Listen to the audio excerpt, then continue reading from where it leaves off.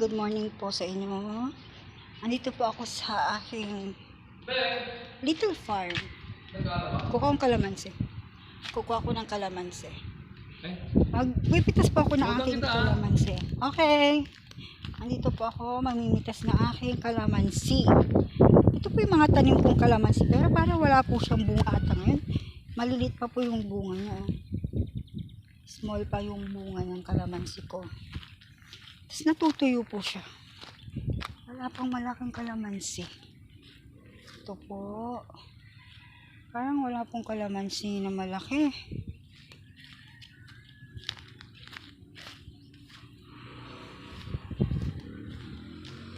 Wala siyang kalamansi.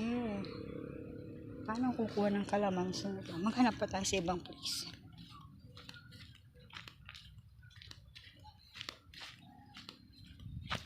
Ito po yung wala po kaming ginagawa sa bahay.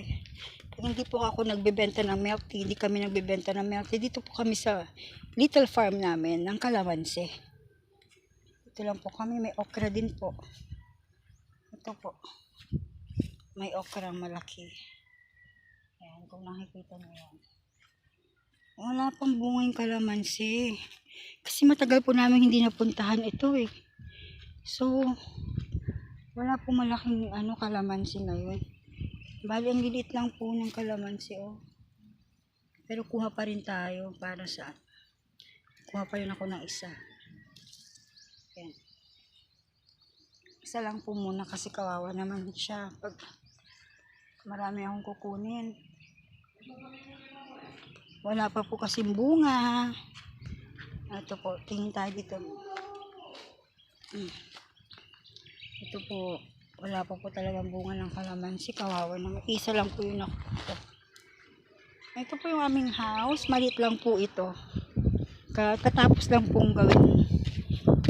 Ito po, dito po ako nandito kami pag walang ginagawa sa bahay.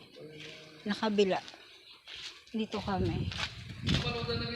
Okay. Dito kami. Dito. Itutur ko ulit kayo sa aming bahay. Ito po. Ayan. Malit lang po itong house. Hindi po ganun kalaki. Pero okay na rin po. Kasi madali pong linisan pag maliit ang bahay. Kasi wala naman po kaming katulong sa bahay eh. So, nagtutulungan lang po kami maglinis. Ganun. So, okay na po itong maliit na bahay. Madali pong linisan. Ito po. Sige po. Sa next vlog na lang po ulit. Thank you sa pagsama sa akin sa pagpitas ng kalamansing isa. Thank you po.